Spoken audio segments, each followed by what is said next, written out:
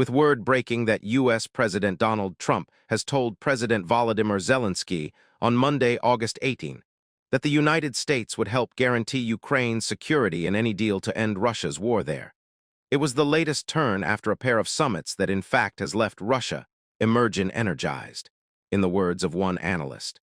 The extent of any assistance was not immediately clear.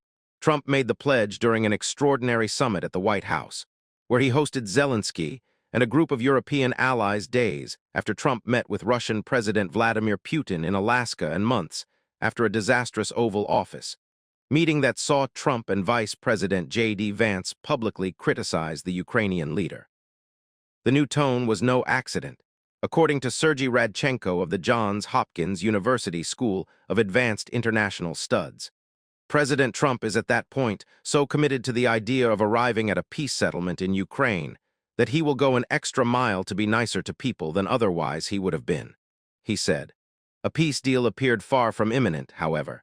Just before the talks began, Russia's foreign ministry ruled out the deployment of troops from NATO countries to help secure a peace deal, adding complications to Trump's offer. Both Trump and Zelensky said they hoped Monday's gathering would eventually lead to three-way talks with Putin.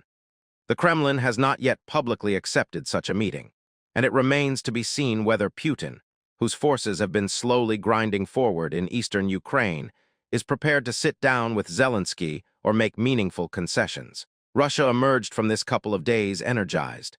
Putin has come back home thinking that he has scored a major victory without really paying the price for it. What does this victory amount to?